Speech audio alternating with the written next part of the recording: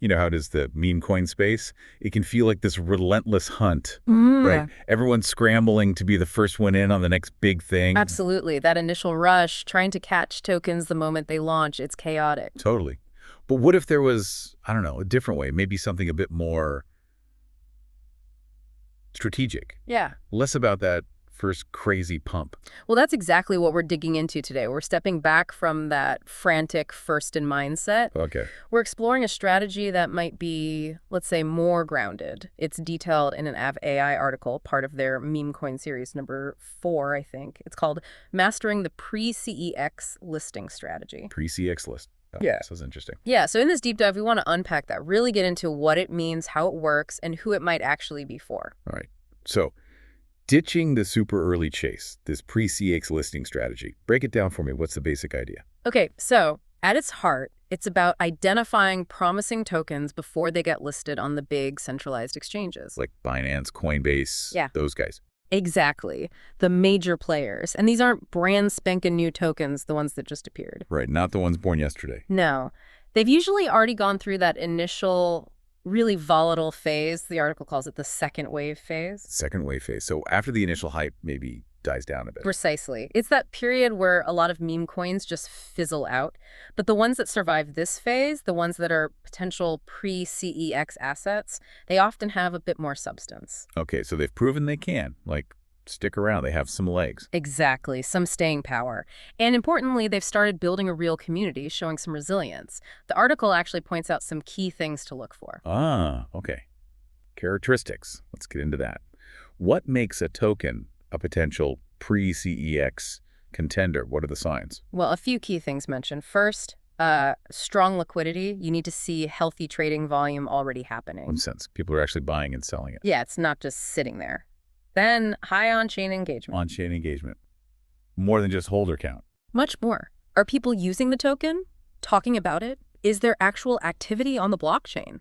Transactions, maybe even governance participation, stuff like that? Okay, real activity. What else? A compelling narrative is crucial. A story that connects, like links to AI or to PIN or maybe layer 2 solutions, things people are already interested in. So it fits into a bigger trend. Right. And finally, and this one might sound a bit odd for meme coins, early signs of product market fit, PMF. Product market fit for a meme coin. Yeah. Seriously, that feels counterintuitive. It does, I get that. But think of it this way. Even in the meme space, some projects build out actual tools or ecosystems or community things that create real use and demand, even if it's niche. Okay, so like utility beyond just speculation. Kind of, yeah. Or at least strong community value. The article uses a great analogy. These pre-CEX assets are like the next in line for those big exchange listings. Ah, okay. They've sort of proven themselves on the decentralized exchanges first, earned their spot, maybe. You got it. And the article even names names, right? Examples like A16Z, Virtual, and AIXBT. Yeah, what was special about those? Well, A16Z plugged into that strong AI narrative and started getting some ecosystem traction. Virtual apparently had real community-led momentum. Okay. And AIXBT was highlighted for having solid fundamentals and clear potential for listing. The point is, they built a case on-chain first. Right. So this definitely feels more deliberate, less like gambling. Who is this actually for, though? It doesn't sound like your average casual trader throwing $50 at a whim. No, definitely not. The article is pretty clear. This isn't for the people chasing those tiny market cap coins hoping for a 1000x or for the arbitrage bots. So who then? It's aimed at, and I quote, traders who think like investors. Traders who think like investors. Right. Okay. What does that mean in practice? It means people who can spot trends before they completely blow up. People who look at a token and try to assess its actual value, not just the hype or the vibes. Right, looking beyond the surface noise. Exactly. And crucially, individuals who are willing and able to deploy real capital strategically, not just spray and pray. Real capital. So we're talking potentially larger sums. Potentially, yes. The article even mentions successful traders using this strategy might build up 6 or even 7-figure positions before the CEX listing happens. Wow, okay. So that gives you a sense of the scale and the conviction required. Definitely. It's a serious approach. Okay, so it suits a certain type of trader or investor trader, but why does it work? What's the core advantage over just, trying to get in super early on everything? The big difference is really about risk and information. That super early stage, the meme chasing, it's incredibly high risk. It's driven by hype, quick reactions, often very little substance. Yeah, pure momentum sometimes. Right. The pre-CEX strategy, though, it's built on more solid ground. The article lists these pillars, actual fundamentals, Like what? like signs of product traction, that PMF we talked about, maybe a visible, committed dev team. Then there's narrative fit, being a leader in a hot sector, like AI or dipping again. Okay, fundamentals, narrative. Then positive on-chain signals, things like a healthy holder distribution, no major red flags in the contract or transactions. And finally, clear listing potential, a good reason why a big exchange would want to list it. What value does it bring them? So it's much more about making an informed bet rather than just being early. Exactly that. Informed entry, it's research, it's timing, it's understanding the why, it's not just speed. Which brings us to timing. Always critical, especially here. The article talks about an optimal entry point.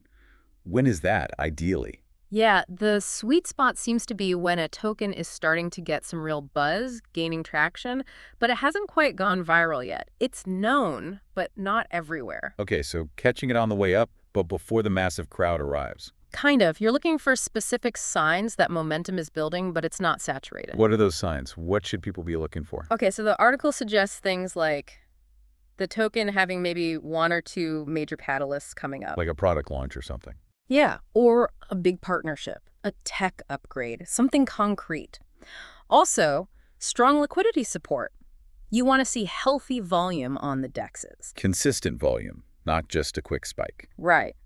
And maybe seeing some smart money positions being built. You can sometimes spot this by watching larger wallet movements on chain. Tracking the bigger players. Can be an indicator. And really importantly, organic community activity. Real discussion, real engagement, not just bots spamming or forced hype. Genuine interest. Exactly. When you see those things starting to line up, that could be the window to start building a position before everyone else piles in. That makes a lot of sense. You're identifying potential before it's obvious.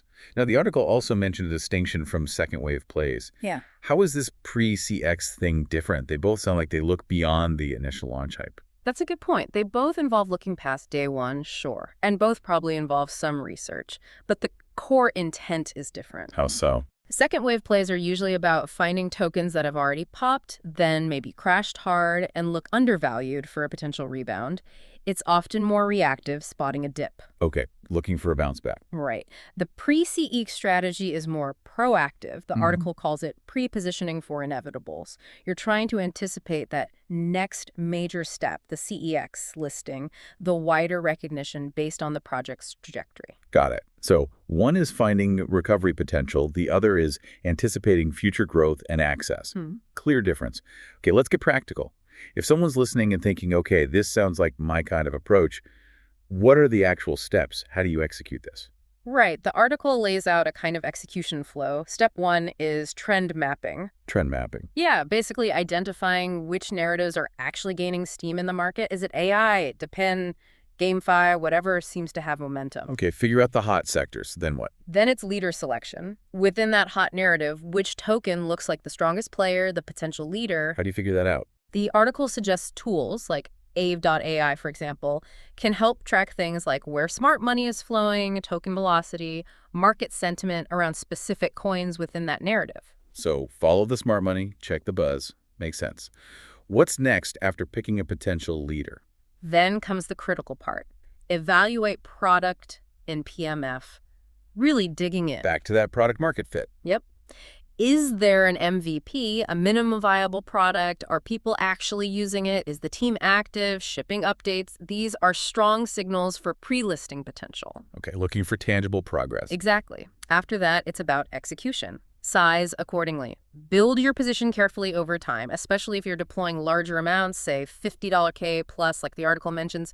Don't just ape in all at once. Right, disciplined entry, gradual accumulation. And then Yeah. the exit. What's the goal? The goal is pretty clear. Exit around listing. Yeah. You're aiming to sell into the liquidity and attention that usually comes with a major CEX listing or maybe another big liquidity event like a major influencer endorsement. So it's not necessarily a HODL forever strategy. Generally not, no. It's about capturing that specific value increase driven by the listing event. Okay, so zooming out a bit, why is this strategy particularly relevant now? Is the meme coin market changing in a way that makes this more appealing? I think it is, yeah. The market's definitely maturing. Sure, the wild speculation is still there, but you're seeing more serious capital looking for structured approaches. They want strategies that aren't just based on hype. So people are looking for something beyond the pure gamble. Exactly. And the pre-CEX approach offers some real advantages in that context. Such as, what are the benefits? Well, generally, you'd expect lower volatility compared to trading brand new tokens that just launched. Okay, a bit less whiplash. Potentially, yeah. Yeah. Also, you have more predictable catalysts to watch for like the potential listing itself. It's something concrete on the horizon. Right, a specific event you're playing towards. And it allows you to build a higher conviction thesis. You're basing your decision on fundamentals, narrative strength, on-chain data. Yeah. It's a reasoned approach. It comes back to that quote you mentioned. Yeah, you're not the first to buy, but you're the first to understand. That really captures it. It's shifting from pure speed to informed timing. Exactly. So for anyone listening who's maybe tired of, aping into tokens that just rug pull or just feeling lost in the noise, They're looking for something more sustainable, maybe? this pre-CX listing strategy offers a different lens. It's a way to think about navigating this space more strategically, moving beyond just reacting. So the big takeaway here isn't about finding that instant rocket ship. It's about identifying solid projects before they hit the mainstream via those big exchanges, using research and strategic timing. Precisely.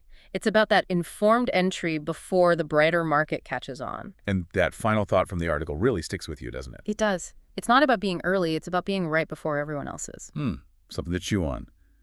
Hopefully this deep dive gives everyone a framework, a different way to think about their own approach to this market.